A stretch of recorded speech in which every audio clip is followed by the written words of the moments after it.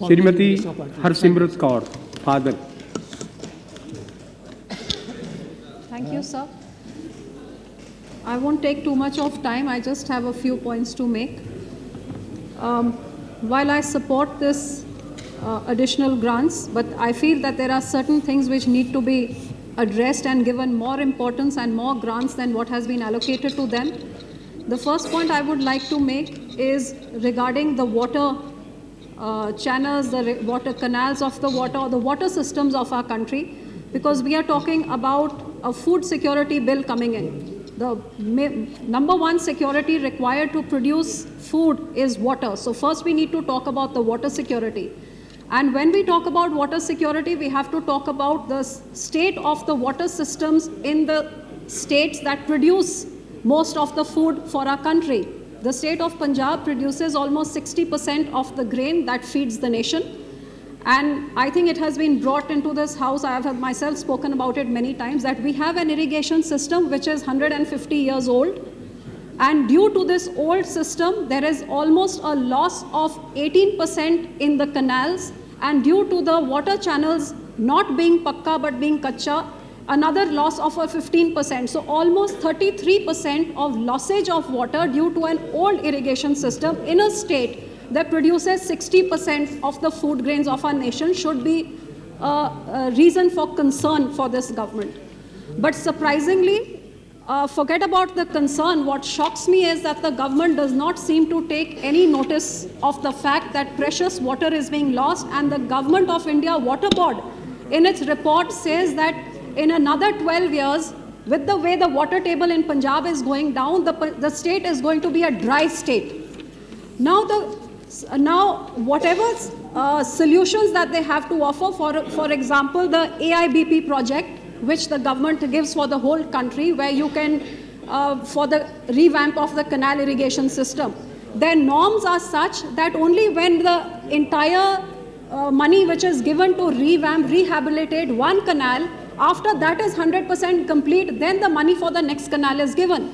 In a state like Punjab, where there's a 3 cropping cycle, and the canal work can only be stopped for maximum 2 months of the year, because rest of the time the canals are working, producing so many crops. So if 2 months of the year is the only time you can work, it takes almost 6 years to complete the work of one canal. Now we have 7 canals, which means going by this average, it will take at least 24 years before all the canals get done. And the water board says in 12 years Punjab will be dry. If Punjab is dry and does not produce 60% of the food grain, who's going to feed the nation, and where is the food security bill going to come in from? So I'm very surprised at the way the government distributes their grants, because the Water Resources Ministry has only put aside 1 crore from what I can understand. So I would like to bring to the notice of the government the urgency of having to give allocation to funds in a way that is beneficial to the nation and to the state, and they must look at it seriously. Second point I would like to come to, sir, is the storage, which is a very serious situation in our country. The government themselves say that for last 3 years, because the procurement has been high, therefore all the storage is full. In fact, there is a shortage of storage space. If I speak in my own state, the state of Punjab, as of today, we have got 200 lakh tons of grain lying, and we have only approximately 190 lakh tons of storage, which means a lot of it is already lying besides the open storage in unscientific storage. And we are 6 weeks away from the new crop coming in, which is going to be the new crop of rice which comes in. There is 0% of storage space in the state of Punjab. When we speak to the government, they say the consuming states, the storage is full there as well. So we have no place to move them. So on one side, sir, there are 7,000 people dying of hunger, 20 crore people who sleep hungry in our country every night. The other side, there is grain rotting in my state. And this government is doing, what have they allocated in their budget? 40 crores for creation of new storage space.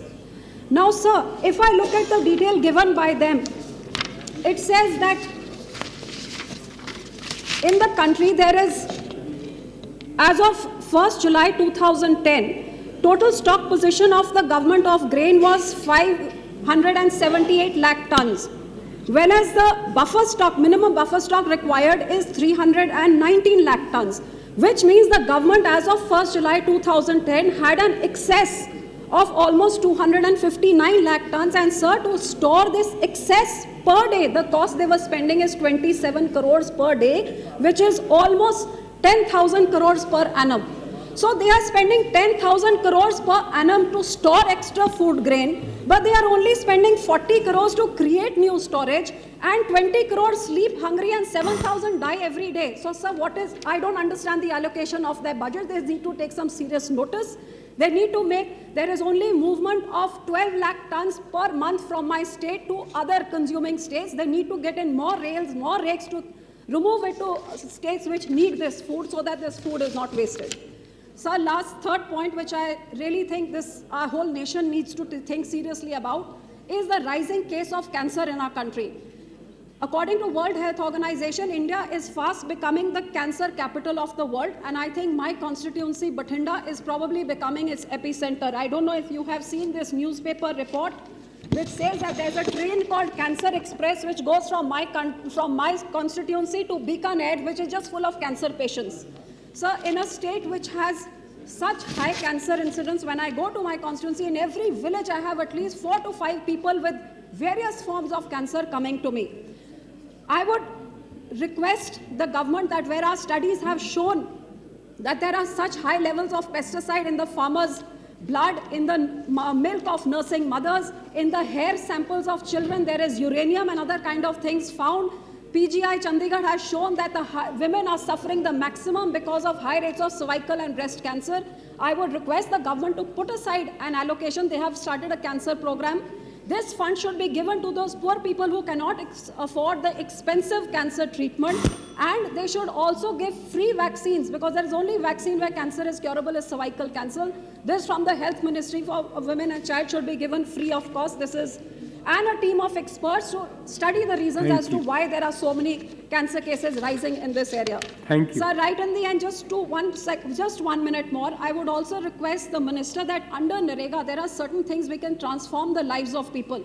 In the rural areas, the poor people, they have no toilet facilities in their house. If under NREGA we could make latrines for the poor people, I think it would transform the lives of the women who have to go across the village and go across in this day and age to just do their basic necessities.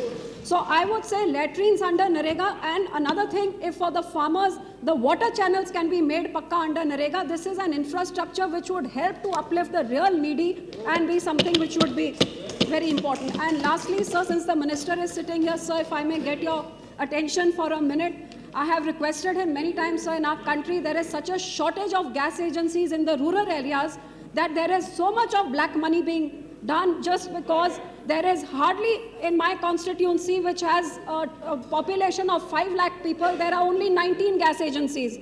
So the average black per gas cylinder is 600 rupees. Now you can imagine how the people are suffering because of this. So why can the government not give more gas agencies so that the common man is not affected by having to do this? Sanjeev and Ganesh black Naik. marketing comes in. Thank you, sir.